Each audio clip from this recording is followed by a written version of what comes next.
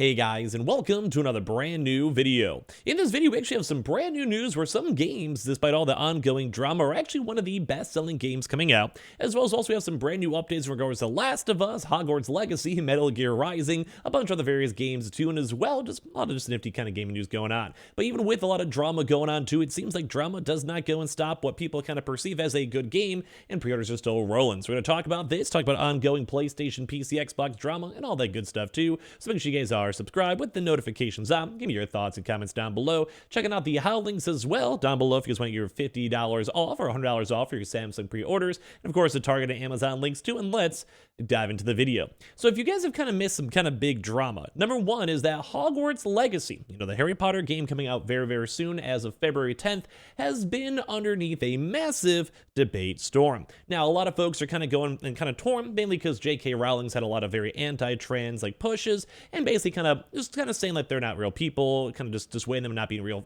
females themselves. And with those types of comments being public, with any type of politicized and just general comments like that, you get a lot of backlash, a lot of folks not wanting to support the game. And we kind of covered that up on the channel itself because a lot of folks are either trying to go boycott Hogwarts Legacy, they don't want to go and play the game, they're encouraging other folks to also not play the game, while some folks are on the opposite spectrum where they're like, well, if the game is good, I just want to play the game, I can separate art from, the actual creator itself, and it's also more so supporting the devs versus actual, people just bite J.K. Rowling. I think she's already a billionaire, stuff like that. So it's kind of just the overall viewpoints that people keep pushing for. But despite all that drama going on, it does seem like Hogwarts Legacy is already one of the best-selling games right now on Steam, on PlayStation 5, and number 2 on Xbox. So with all this controversy, with all the tweets, without people kind of going back and forth on it, basically for them, they're just having a lot of issues in terms of the drama, in terms of the PR, in terms of everything else, but it doesn't seem like it's actually affecting the game too much in terms of pre-sales. Now, for me, I think my best workaround for this is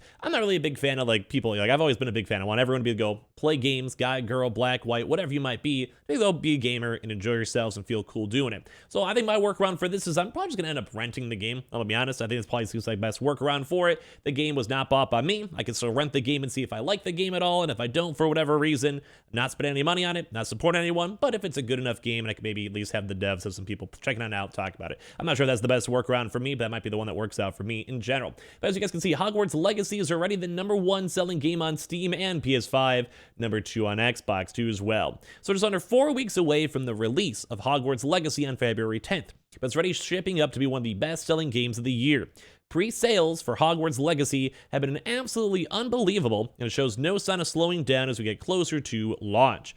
Hogwarts Legacy has retained its top spot as the best-selling game on Steam. CSGO is technically higher in revenue in terms of cases and people open up loot boxes and all of that, but it's a free-to-play game title with microtransactions.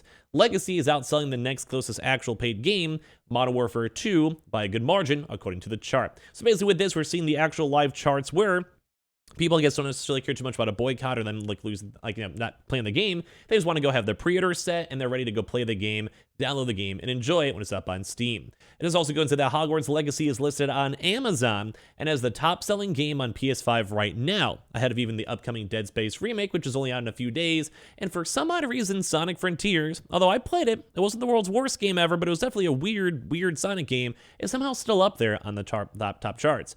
Hogwarts Legacy is listed on Amazon as well as the #2 seller on Xbox, Series X and S, behind once again only the behemoth of Call of Duty. So even with all this ongoing drama and people calling for boycotts and everything with it, it does kind of seem like the sales are still ongoing and people are still buying and getting the game. So an exception to Hogwarts Legacy dominance is on Switch, where it's listed as the 33rd bestseller game, so it's actually not doing as well on Switch on Amazon behind dozens of other titles.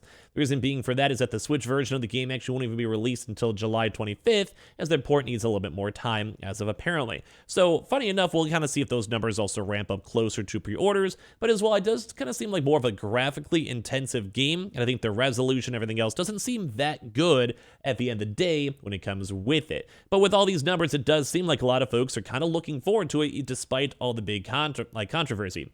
So like the other upcoming big 2023 releases, Starfield, Spider-Man 2, Final Fantasy, Legend of Zelda, Tears of the Kingdom, Hogwarts Legacy is releasing on all platforms that it is a third-party title.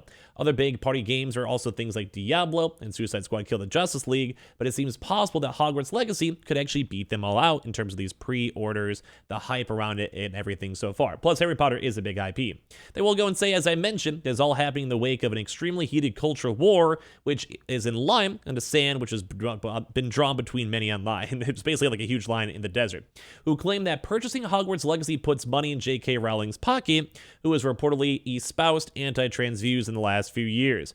Conversely, there are also spite buyers, which I think that's kind of just like a weird move to go and say, who claim the controversy will only help them sell the game sell more copies. While I don't think that's happening, what's clear is the Hogwarts Legacy is going to be a huge seller, no matter what controversies may be attached to it. The vast majority of the potential player base is either unaware or content to ignore these issues, and the mainstream view is, here's the sprawling, open-world Harry Potter game we've been waiting 2 decades for. It's going to be enough for easily move 20 million copies. So it'll be very kind of curious to see on this one. Like, once again, I think that J.K. Rowling's kind of gone crazy on this stuff, just in general. Like, she's kind of been pretty anti-trans, folks. I think that's pretty bad. Like I said, if I pick up the game, I'll probably just go rent it, so I'm not necessarily supporting them at the end of the day, just playing the game and seeing how it is, or kind of look through the reviews and kind of go from there. So that's my take on that one. I'm kind of curious what you guys think too. Is that like enough to stop you guys from playing the game? Are you guys excited for it either way? Is it just one of those things where you just want to play the game and come home from work, you don't really care? Kind of curious on this one, just to kind of see how the community kind of is. As always though, make sure you guys are like,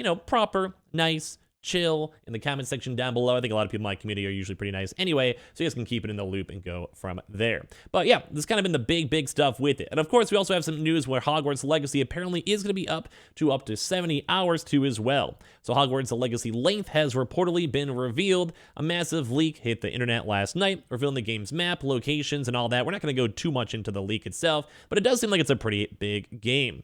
As well, there's also just apparently like the main story should be around 35 hours, and there's also side quests you guys can basically do for up to 70 hours too as well. Of course, the actual playtime will vary and depends on play style, but Hogwarts Legacy seems to be a chunky game regardless. So it's kind of interesting to see. There's apparently puzzles, open world stuff, and everything else all in between. And like I said, the game itself is looking good, but the controversy behind it, it does add a little bit of extra oof if you want to go even play the game, pick up the game, and all of that. Now as well, when it comes to the various things too, we also are seeing huge news on The Last of Us. So as you guys know, it just came out a few days ago, and it becomes HBO's second largest debut after House of the Dragon since 2010 with 4.7 million viewers. So very interesting to see on that one. Last of Us draws a healthy number for HBO on Sunday night. The video game adaptation starring Pedro Pascal drew 4.7 million viewers across linear and HBO Max, and as well, I'm sure that number's going to keep going up throughout the week as people watch it, or throughout maybe like episode 2, 3, and 4, as more folks are like, oh, this is good, or all the like people talking about it, getting hyped up for it at the end of the day. The Game of Thrones spinoff made history last year by premiering with 10 million viewers across the line, which is one of the largest audiences for original series pretty much ever. And then as well, we had 4.81 over here for Boardwalk Empire, which is also pretty big. So the print numbers were nearly double the season 2 debut for Euphoria, which recorded at 2.4 million as of last January, and the series went on to average 20 million viewers per episode in the US, which also kind of puts a lot of weight to people like, say, Mr. Beast, who have done insane. HBO said on Sunday night viewership typically represents 20 to 40% of the show's total gross audience per episode, which is also kind of lower to see that this actually is going to maybe hit up to 10 million plus viewers.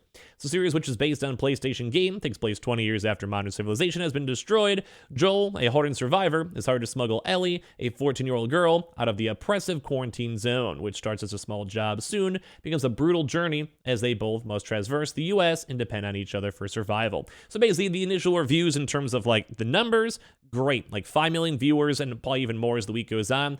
Very good. As well, it also seems like the reviews have been so fantastic. The reception, I saw it trending on Twitter. A lot of people liked it. YouTube comments liked it. Twitch comments liked it. Everything all in between was all around pretty good.